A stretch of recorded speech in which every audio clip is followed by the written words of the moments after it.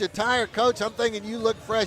There might be a reason for it. I don't know, but we won the conference, man. We got the #1 seed, so let's go. Hey, you know what? Long time. So it's been a long time coming. It was a special treat in there. You got towels for everybody. They have enough extras for you? Come on, Coach.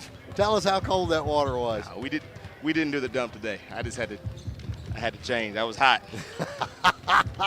Coach, speaking of hot, let's get on and talk about the way your team started this game. They were blistering from the floor as this one got underway, opening up that 30-12 lead, or excuse me, 23-14 lead. I thought we responded exactly the way we needed to respond after coming off a loss. You know, we came out and the way we shot the ball, our intention to get the ball to the paint, and I thought we did a good job. We got their bigs in foul trouble early, and then we continued just to go in the paint. And I thought we did a heck of a job on the boards. And we missed. Our bigs did a good job of getting offensive rebounds, and then we finished plays. And you talk about responding from how Juliana Lewis and Alexis Bryant played last game or did not play, and Desiree Colonel too. And then those three right there, they were our big three tonight. And you talk about their work on the boards and their work scoring in the paint. What a good job they did today. They did. Bryant today with a double-double. 4 points off of her career best. She had 17 on 6 of 9 shooting, 5 of 6 of the line, and then 12 monster rebounds. Yeah. And Juliana Lewis is 10 for a while there. It looked like she was just playing catcher. She was going after some boards. The one that she got right here on this end, man, the offensive rebound she got, she just did a great job. We told her, man, you look at last game when we had 24 offensive rebounds versus WT, and I thought at halftime we just weren't crashing as well as we should. I think we had 6 offensive rebounds at halftime, and then you turn around and you got 21 in the second half. Now, granted, there's a lot fewer misses in the first half and a lot more in the second half, but our mentality to go and rebound and really control the paint, we did a great job.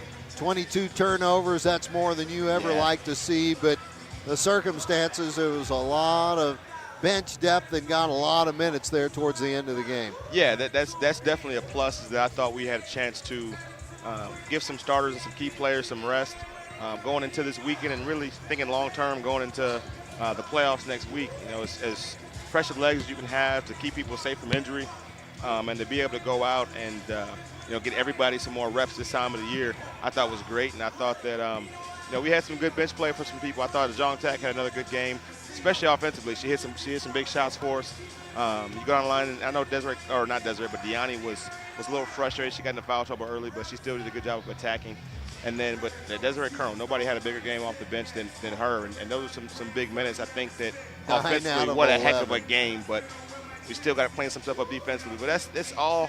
I mean, the fact that we're able to get in here and play these minutes, and that's going to be big for us coming into next week. Coach, you get to the tournament next week. Where is Desiree going to come up with all the pass list names? I mean, there are a lot of families that want to go. She's got half the state of Kansas back here. Well, between Tyser Manuel, our assistant, and Desiree Colonel, it felt like a home game with the amount of fans that we had here. But hopefully, I think that we've had fans travel all season. It's been great, and we've got to make sure that Frisco feels like a home game, especially with that #1 seed. You got a 6 p.m. game on Thursday, which is a primetime game, and then you're kind of playing that. When you win, you play that early afternoon game on Saturday in the semis, and so we need to make sure that we take care of business as far as getting people over to Frisco. Let's have that thing feeling like the field house over there. Coach, the 9 dimes that Madison Glass left all over the floor, career best for her. Talk about how she's developed as a player. I mean, this is a high mark. She should have had 10. She should have had 10 or 11, man. There was multiple times where people had shots to get her double-digit assists. I wanted that for her so bad. But, yeah, you talk about she was almost too unselfish sometimes today, that she just wants to get her teammates involved, and she loves making her teammates better. But you talk about the evolution of somebody who is a quiet, natured person and didn't have as much of a voice in the locker room she is running this team, and the team is just a different team when she's on the floor, offensively and defensively. She's setting the tone as far as, working the point guard up the floor. She's getting us in our stuff, and she's such a competitor, man. That's the thing I love about her most is her competitive nature. It rubs off on her teammates, and she's a winner, and winners make plays, and she's been making some big plays this year. Coach Mackenzie Burleson, 7 points, 3 boards, and she got to start again, her 3rd of the season. Coach, 1 more point, just 1 stinking more point, and she would have had 400 in her career. I think she'll have a shot at it next game. She better get that on Saturday.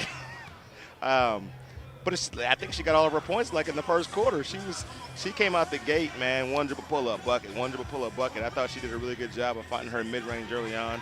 And then she kept turning down shots in the second half. I'm like, Mike, shoot the 3. You're open. But I think when she's aggressive, we're a better team. And so that's going to be a message that we convey to her on Saturday and then going into next week is just that she's got to be aggressive. I think that they take advantage of this time when Shania's out and really work to score the ball because we need that scoring from her. And then when she comes back, don't stop. Don't take a step back and continue to be that scorer because we're going to need that firepower in the conference tournament. Kiki Nowlin got out there for a little over 13 and a half minutes, actually. Coach, kind of a quiet day statistically. Oh, yeah, we're going to talk about those 4 turnovers. Yeah, I know, but I was going to go beyond those. Let's go to the other numbers. I'll let you talk to her about 4 turnovers. I thought you look at, Kiki getting in the game, Desiree Devine, Jocelyn Pierce. And I thought all of them, even though that Devine and Pierce didn't necessarily play as much as Kiki did, I thought they all got some valuable minutes in there.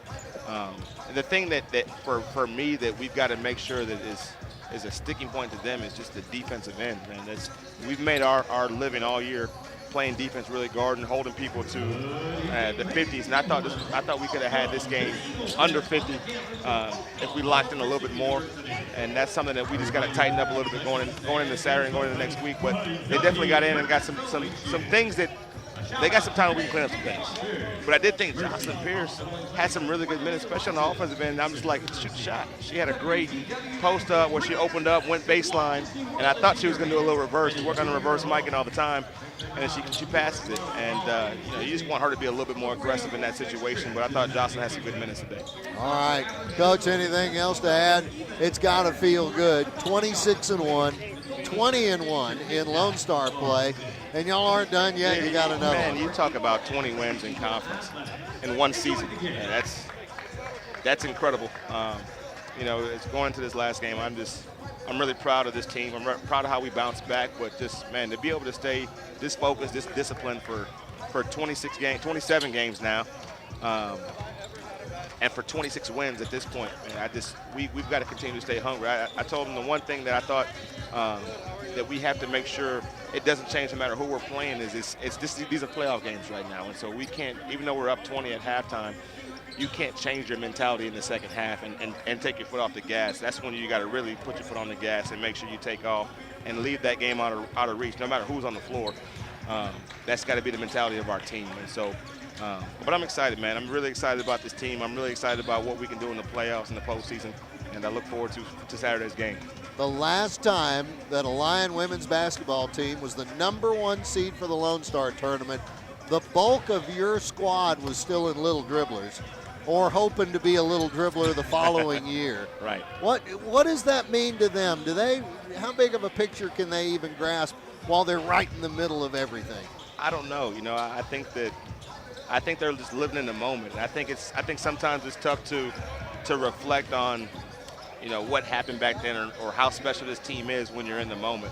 But I do think there's going to come a time, whether it's right after the season or down the line, that they look back like, man, you remember that time we went 25-0? You remember that time when we were Lone Star Conference champions? And then hopefully we're saying when we cut down nets in Frisco or when we were national champions, because this is a team that has that makeup, it has that DNA, this team has the potential to do those things. And so I'm glad that they're living in the moment. They're not too much, looking at what they did or what they're doing, but they're living in the moment and they're worried about who's next on the schedule. And so right now who's next on the schedule is Fort Smith, and we got to make sure we take care of business on Saturday. All right, Coach. Well, the business at hand here. We still got a men's game to play. Yes, I got to go back to work, man.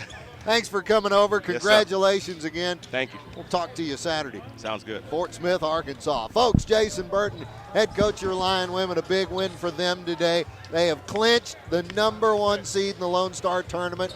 First time since the end of the 06-07 season. Denny Downing knows what it's like. It's a lot of fun. We'll take a break. Men are getting ready to take the court competitively.